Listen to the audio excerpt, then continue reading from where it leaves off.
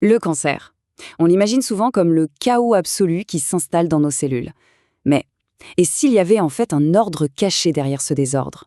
Si les mutations qui le provoquent n'étaient pas si aléatoires que ça, mais suivaient plutôt une sorte de règle mathématique presque prévisible. C'est cette idée, assez folle on doit l'avouer, qu'on va décortiquer ensemble aujourd'hui. Voilà la question qui est au cœur d'un article de recherche signé Jean-Claude Pérez. Ça sonne un peu comme de la science-fiction, c'est vrai, mais l'auteur y avance une piste vraiment fascinante. Et tout ça, ça tourne autour d'un seul et unique nombre. Allez, on plonge dans cette théorie pour voir ce qu'elle a dans le ventre. Bon, au centre de toute cette théorie, il y a un concept clé, un point de départ. L'auteur part du principe qu'il existerait une sorte de réglage d'usine pour notre ADN, un équilibre parfait. Il appelle ça l'optimum du génome humain, ou HGO. C'est la toute première pièce de notre puzzle. Alors c'est quoi exactement cet optimum? Eh bien, il faut l'imaginer comme le point d'équilibre idéal de notre génome. C'est un ratio, un calcul très précis entre les briques de notre ADN. On prend les bases cytosine et guanine et on divise par les bases thymine et adénine.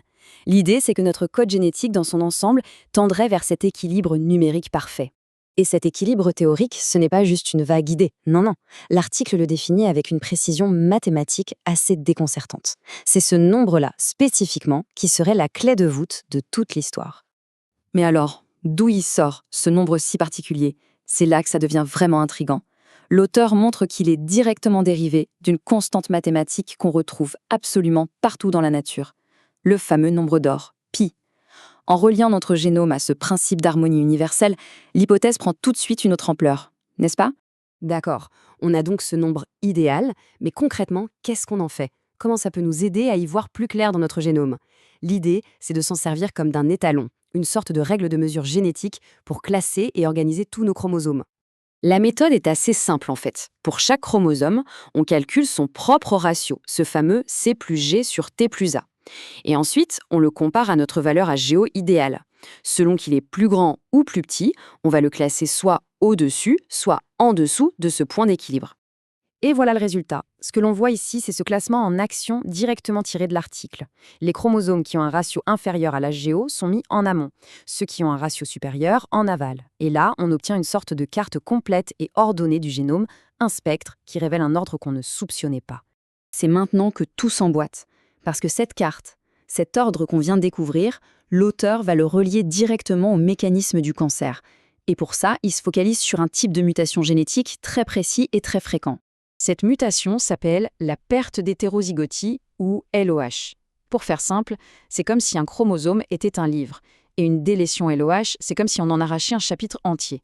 C'est une perte sèche d'informations génétiques. Et c'est ce phénomène que la loi de l'auteur prétend pouvoir expliquer et même prédire. Et voilà le cœur de la théorie. Une loi en 2 temps qui, à première vue, a l'air complètement contre-intuitive. Règle numéro 1. Si un bout d'ADN disparaît sur un chromosome en amont, le ratio global du génome s'éloigne de l'optimum. Il se dégrade. Règle numéro 2, et c'est là que c'est surprenant, si la perte a lieu sur un chromosome en aval, le ratio global s'améliore. Il se rapproche de l'idéal. L'idée est dingue. La cellule cancéreuse, en mutant, chercherait en fait à corriger un déséquilibre pour survivre. Bon, une théorie aussi audacieuse, il faut la confronter aux faits, bien sûr. Alors voyons comment l'auteur a mis sa loi à l'épreuve en se basant sur des données de vrais cas de cancer. Pour ce test, l'auteur n'y est pas allé de main morte. Il a analysé 240 cas de délétion LOH. Et ces cas, ils viennent d'études sur 5 cancers très différents, sein, cerveau, côlon, système nerveux et prostate.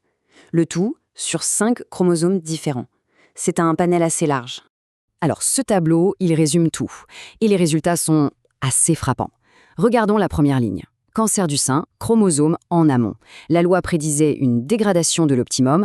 Résultat, ça se vérifie dans 73 cas sur 82. Maintenant, pour les autres cancers sur des chromosomes en aval, la loi prédisait une amélioration. Et là, c'est quasi parfait. C'est confirmé dans la très grande majorité des cas. Le modèle a l'air de tenir la route. Ce graphique, c'est encore plus parlant. La ligne bleue, c'est notre point d'équilibre, notre fameux optimum. Et la ligne rouge, ce sont les 244 cancers. Regardez bien. À gauche, pour les chromosomes en amont, la ligne rouge grimpe presque toujours au-dessus de la ligne bleue. C'est la dégradation. Et à droite, pour les chromosomes en aval, la ligne rouge plonge. Elle passe majoritairement en dessous. C'est l'amélioration. Visuellement, la tendance est super nette. Au final, sur l'ensemble des 240 cas qui ont été étudiés, quel est le score de réussite de la loi? Eh bien, le résultat est assez stupéfiant. 94,58%. C'est un taux de prédiction quasi parfait, et c'est clairement l'argument choc de cette publication. Ok, une théorie qui marche dans près de 95% des cas, c'est une chose. Mais concrètement, à quoi ça pourrait bien servir? L'auteur y voit une application médicale très directe et qui pourrait potentiellement tout changer. La conclusion de l'auteur, qu'on lit ici, est très claire. En gros, cette loi pourrait devenir un véritable outil de diagnostic. En analysant simplement si une mutation améliore ou dégrade l'optimum du génome, on pourrait peut-être prédire à quel point une tumeur est agressive ou non.